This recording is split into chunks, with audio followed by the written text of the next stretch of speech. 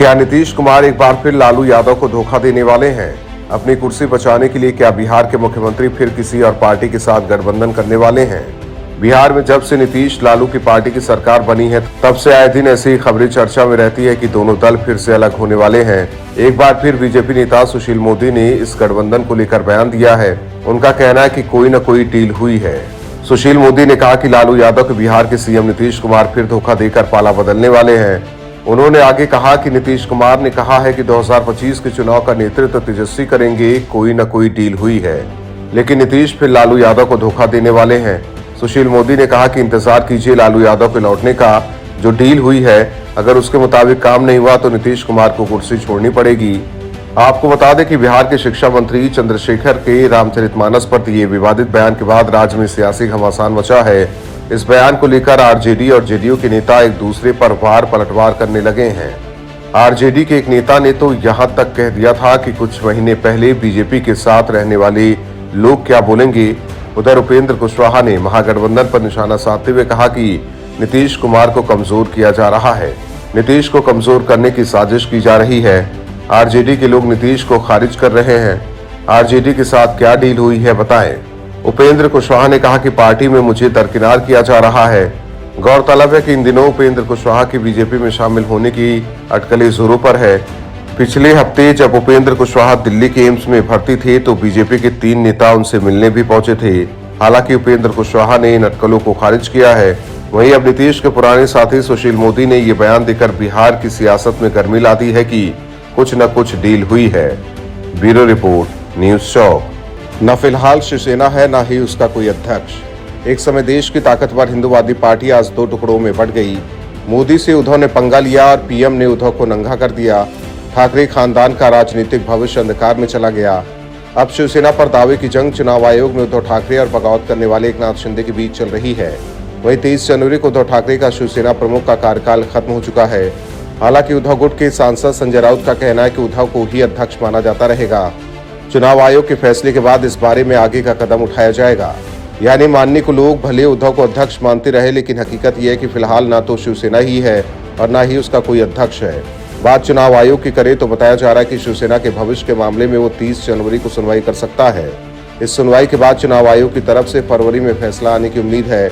अगर फैसला एकनाथ शिंदे गुट के पक्ष में हुआ तो इससे उद्धव ठाकरे और उनके गुट के नेताओं को जोर का झटका लग जाएगा। एकनाथ शिंदे ने जून 2020 में उद्धव से बगावत की थी। 39 विधायकों के साथ वो अलग हो गए थे और बीजेपी के सहयोग से महाराष्ट्र के सीएम बने थे। शिंदे के पक्ष में शिवसेना के 16 में से 12 सांसद भी आ गए। इससे उद्धव का खेमा काफी कमजोर हुआ है। उद्धव ठाकरे को साल 2003 में पहली बार शिवसेना का अध्यक्ष चुना गया था। तब उनको अध्यक्ष बनाने का प्रस्ताव चचेरे भाई राज ठाकरे ने रखा था। बाद में राज और उद्धव ठाकरे के बीच मनमुटाव हो गया। फिर राज ठाकरे ने महाराष्ट्र नवनिर्माण सेना बना ली। उद्धव को साल 2012 में शिवसेना सुप्रीमो बाला साहेब ठाकरे के निधन के बाद भी शिवसेना का अध्यक्ष चुना गया था, लेकिन उद्धव की अपनी कुर्सी की लालच ने उनको और उनकी पार्टी को ही डुबो दिया। आज उद्धव न घर के रहे न घाट के। ब्यूरो रिपोर्ट, न्यूज चौक। बिहार की सत्ताधारी पार्टी जेडीयू क्या बड़ी टूट की तरफ बढ़ रही है? शायद इस बात का अंदेशा बिहार के मुख्यमंत्री नीतीश कुमार को भी हो गया है। तभी तो उन्होंने ये बात सीधे तौर पर कह दी कि जिसको जहां जाना है जाए। पार्टी में बहुत लोग आते जाते रहते हैं। वहीं बीजेपी के संपर्क में जेडीयू के कौन नेता है के सवाल पर नीतीश ने कहा कि संपर्क में वही है जो खुद संपर्क में जाना चाहते हैं, जो खुद संपर्क में जाना चाहता है। सीएम नीतीश ने जेडीयू संसदीय बोर्ड के अध्यक्ष उपेंद्र कुशवाहा के लिए 2 टूक कह दिया, जिसको जब जाना हो, जितनी जल्दी जाना हो जाए। हमने किस किस को नहीं रोका। दरअसल जेडीयू और आरजेडी के गठबंधन में सरकार बनने के बाद से ही एक चर्चा चल रही है। कहा जा रहा है कि आरजेडी में जेडीयू का विलय हो जाएगा। बीजेपी के नेता लगातार जेडीयू आरजेडी के मर्जर को हवा देते आ रहे हैं। इसी बीच उपेंद्र कुशवाहा ने बागी रुख अख्तियार कर लिया। उन्होंने सीधे सीधे नीतीश कुमार से ये सवाल पूछ लिया कि आखिर जेडीयू और आरजेडी के बीच क्या डील हुई है। कुशवाहा ने सीधे तौर पर ये नहीं कहा कि जेडीयू का आरजेडी में विलय हो जाएगा, मगर इस बात की आशंका उन्होंने जाहिर कर दी है। वहीं उपेंद्र कुशवाहा की ओर से लगातार जारी बयानबाजी पर ही अब नीतीश कुमार ने रिएक्ट किया। उन्होंने सीधे तौर पर कह दिया, जो जाना चाहते हैं चले जाए, नेता आते जाते रहते हैं, वो जितना जल्दी जाना है जाए। मुख्यमंत्री ने कहा कि वो कुछ बोलते रहते हैं तो खुशी है, वैसे ही फालतू प्रचार करते रहते हैं। वहीं बीजेपी के संपर्क में होने के सवाल पर उन्होंने कहा कि एक है कोई संपर्क में जरा नाम दीजिए ना। जो खुद संपर्क में जाना चाहता है वही ऐसा बोलते रहता है। क्या कीजिएगा, जिसको जब जाना हो, जितना जल्दी जाना हो, जब मन करे चले जाइए। नीतीश कुमार के इस बयान से साफ लग रहा है कि उनकी पार्टी का हाल वही होने वाला है जो महाराष्ट्र में उद्धव ठाकरे का हुआ था।